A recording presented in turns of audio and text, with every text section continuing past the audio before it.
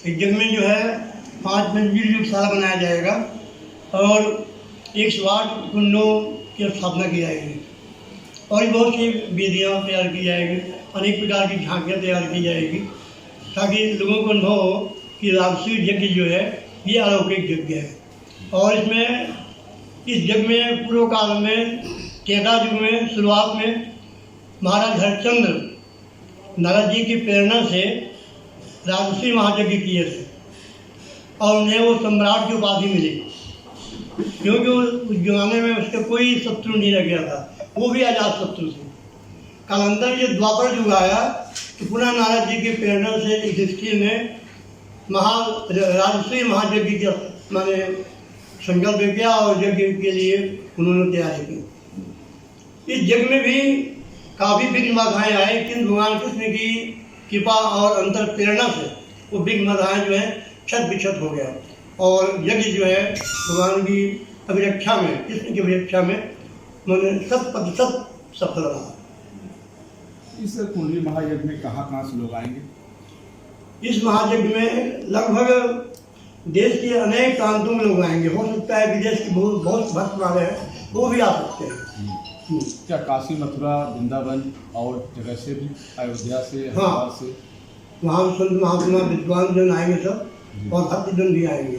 मथुरा, काशी, वृंदावन में भी हमारे भक्त हैं, शिष्य वर्ग भी हैं। जो दूर दराज से संत आएंगे उनके लिए क्या व्यवस्था होगी आयोजन से? जो दूर दराज के संत आएंगे उनकी आवास की व्यवस्था, भोजन की व्यवस्था, हर प्रकार की व्यवस्था की जाएगी। वैसे ये आयोजन कितने दिनों तक रहेगा? ये आयोजन जो है 1.25 माह का होता है, ठीक है, और इसमें जो है 3 दिन और बढ़ाया गया है, तो ये यज्ञ जो है पूरे 40 दिन भी चलेगा। वैसे गुरु जी, इस यज्ञ का मुख्य उद्देश्य क्या होगा? जन कल्याण। यज्ञ का मुख्य उद्देश्य जो है लोक कल्याण है, प्रत्येक जनमानस को अनुभव हो कि हमारे अंतरात्मा को एक नई खुराक दी जा रही है। हमें भूख लगती है, प्यास लगती है तो हम पानी पीते हैं, भोजन करते हैं, फल फूल लेते हैं, दूध दही खाते हैं। हमारे अंदर जो आत्मा बैठी हुई है, इस आत्मा में जब भूख लगेगी तो इसको आप कौन सी चीज़ देंगे? इसके लिए आप जो है ज्ञान और भक्ति, वैराग, प्रेम, इन सब चीज़ों को उसको देंगे तो उसको तृप्ति मिलेगी। मगर आत्मा का खुराक ज्ञान है, वैराग है और अंदर जो प्रेम है, आंतरिक प्रेम, पूरे जनमानस, पूरे जीवों के प्रति आंतरिक उत्पन्न हो जाए तो वास्तव में वो राजसी यज्ञ जो है सबके लिए हितकारी सिद्ध हो जाएगा। मुझे एक चीज़ आता है कि कोरोना काल के बाद आध्यात्मिक क्षेत्र में लोगों का काफ़ी रुझान बढ़ा है, ये मानते हैं इसको? हाँ, इसे मानता हूँ। कोरोना जो आया है ये लोगों को एक दहलाने वाला रोग आया और उसके अंतरात्मा को जगाया। जो लोगों की अंतरात्मा प्रसुप्त अवस्था में पड़ी थी उसको जगाया, जागृत किया वो।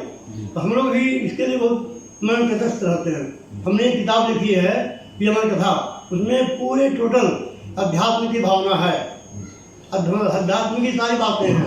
किसी जमाने में भगवान शंकर जो है पार्वती के आग्रह पर हिमालय की एक गहन गुफा में हमने कथा सुनाई थी, किंतु विषय वस्तु क्या रही ये मैंने किसी को पता नहीं चल पाया।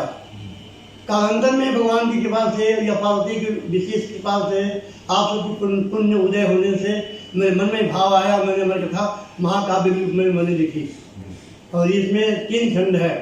इसमें जो है खंड भूमि की कथा है, उसमें जितने भी दिव्य आत्माएँ हैं, अगर आपका जीव जागृत स्थिति में आ जाएगा तो आपका जीव जो है जीवात्मा कहलाएगा। और जब तक आप अंदर में जागृति स्थिति नहीं आई है तब तक आपका जीव जो है वो जीवपन नहीं रहेगा। उसको अज्ञान घेरा हुआ है, मोह घेरा हुआ है, ममता घेर रखी है, उसके मन में ईर्ष्या जगी हुई है। तो अंतरात्मा जब जाती है हमें चेतना आती है हम परे मैं मनुष्य हूँ, आज तक मैंने कुछ नहीं किया, परमात्मा की आराधना नहीं किया, उनका ध्यान नहीं किया, मैंने दान पुण्य नहीं किया। जब इस ढंग से भाव आ जाएगा फिर हम उस काम में लग जाएंगे तो समझो हमारा जीव अब जग गया है, मोह रूपी आत्मा से जग गया है। यहाँ तक कहा गया है कि मोह निशा में श्रवण हारा। अधिकांश जीव जो है मनुष्य का जीव, अन्य प्राणी के जीव को तो हम नहीं कर सकते हैं, मनुष्य का जीव जो है मोह रात्रि में सोया हुआ है। मोह निशा में श्रवण हारा, देखें सपन अनेक प्रकार सपने देख रहे। हम जो दिन में कल्पना करते हैं, सोचते हैं, वो बातें जो रात में सोने पर सपना में आ जाती है वो अधिकांश बात। और दूसरी बात यह है कि जो सपने सिर काटे, कोई सपने में कोई आकर के हमारा कोई सिर काट देता है तो हमें इतना दुख होता है कि वो अब मैं कहाँ जाऊँ, कहाँ किसके पास जाऊँ, जबकि हमारा सिर कटा हुआ है, धड़ अलग हो गया, सिर अलग हो गया, इसके बाद भी दुख की अनुभूति हो रही है। इसी का नाम सपना है, जो कुछ नहीं है, कल्पना उठ रही मन में, केवल यही सपना है। आध्यात्मिक क्षेत्र में आज के युवाओं के बारे में क्या कहेंगे? आध्यात्मिक क्षेत्र में युवाओं से हम ये कहेंगे कि आप अपने को जागृत करें कि मैं परमात्मा का एक अंश हूँ, परमात्मा मेरे अंशी हैं, मैं उनका अंश हूँ और मैं परमात्मा से मिलना चाहता हूँ, मैं परमात्मा के हृदय से एक होना चाहता हूँ। ऐसा भाव आ जाए जो जीवाओं में, तो जीवा जो है उन बहुत ऊंचाई में हमारे देश को और हमारे राष्ट्र को, पूरे हमारे विश्व को आगे पहुँचा देंगे। विवेकानंद जी क्या थे वो, उन्होंने युवाओं को एक संदेश दिया, जगो अब उठो और कुछ करो, उठोगे जगोगे कुछ तो करोगे ही। और ये जो जीवन है करने का जीवन है। अभी क्या हमारी पढ़ाई जो है, अभी हम केवल पहली क्लास में पढ़ रहे हैं, क्योंकि क्या पढ़ रहे हैं, का ही पढ़ रहा हूँ। माने अच्छे कर्म करो, अच्छे कर्म करने की प्रेरणा दो और उत्तम भोजन करो, सात्विक भोजन करो और उत्तम भोजन सात्विक भोजन करने के लिए प्रेरणा दो अन्य लोगों को। उसके बाद में फिर हमारा जो पेट भर गया है, हमारी आत्मिक तृप्ति हो गई है, तो हम भगवान का गुणगान करें, लोगों को अच्छा संदेश दें और इस संदेश के माध्यम से हम पूरे संसार के लोगों में एक जागृति प्रेम कर सकते हैं, जागृति भाव उत्पन्न कर सकते हैं। वो मोड़ पूरी जगेगा, वो पहचानेगा अब मैं आत्मा हूँ, मैं किसी के मैं लड़का नहीं हूँ, किसी बाप नहीं हूँ, किसी की पत्नी नहीं हूँ, मैं एक आत्मा हूँ। ये जो नाता जुड़ा हुआ है, ये नाता जो है जन्म लेने के बाद ही हुआ है। ये मेरी माँ है, ये मेरे पिता है, और जो शादी हुई थी मेरी पत्नी है, ये मेरे पति है। इसके पहले जीव जब माँ के पेट नहीं आया और जीव जब धारण करके जो धरती में नहीं आया, तब तक कोई नाता नहीं है। अभी हमारा शरीर छूट जाएगा, निर्जीव हो जाएगा, हमारा जीव निकल जाएगा, जीव निकल के कहाँ जाएगा? क्या ईश्वर आप लोग कभी विचार किए? आप लोगों में प्रश्न करता हूँ, क्या कभी आप लोगों ने विचार किया कि हमारा जीव निकलेगा तो कहाँ जाएगा? यही से अध्यात्म शुरू होती है। मैं कौन हूँ, मैं कहाँ से आया हूँ और कहाँ जाना है, ये 3 प्रश्न है। इस 3 प्रश्न का उत्तर जो जान जाएगा वो अध्यात्म का माने व्यक्ता कहा जाएगा। वैसे बाबा ये भृगु क्षेत्र बलिया माना जाता है, भृगु ऋषि मुनि दद्दर मुनि का एक बलिया के नाम से। तो भृगु जी के लिए क्या आपने? भृगु जी एक महर्षि हैं, महर्षियों में गिनती उनकी होती है और ये बहुत बड़े साधक भी है। उसके अंतरात्मा में जैसे भाव, इस भावना देती है कि वो देवताओं को, ईश्वरों को भी वो परीक्षा देते हैं कि ये वाकई में ईश्वर में इतने निष्ठा है कि नहीं है कि मैं ईश्वर हूँ, ऐसा उसके भाव अंदर अपनी जगह है कि नहीं जगह, उसकी परीक्षा देता है। वो शंकर को भी, ब्रह्मा को भी वो इसी बहाने से परीक्षा देने के लिए वहाँ आगे बढ़ता है, किंतु वो वहाँ सफल नहीं होते हैं। जब भगवान विष्णु के पास जाते हैं, भगवान विष्णु सोए हुए थे तो उनके छाती में पद प्रहार करते हैं, लेकिन विष्णु के अंदर में जागृति स्थिति थी, वो सात्विक गुणों के देवता है, तो वो भगवान विष्णु जो है भृगु जी के चरणों को पकड़ करके सहलाते हैं कि मेरी छाती जो है वज्र के समान है, पुलिस के समान कठोर है, आपके पैर जो इतना कोमल है कि आपके पैर में चोट लगी होगी, इसलिए मैं सहला रहा हूँ, पैर दबा रहा हूँ। तो ये भगवान की ये महिमा है। और जीव और ईश्वर में अंतर क्या है?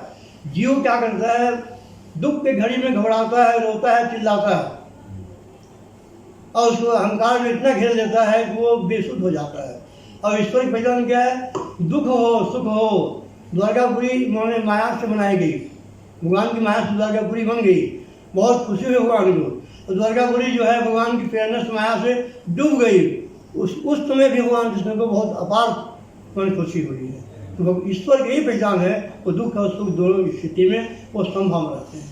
जी, अब बस आखिरी सवाल है। हाँ। अयोध्या के भगवान राम जन्मभूमि में जो विशाल मंदिर बना है, उसके बारे में क्या आपको देशवासियों को संदेश है?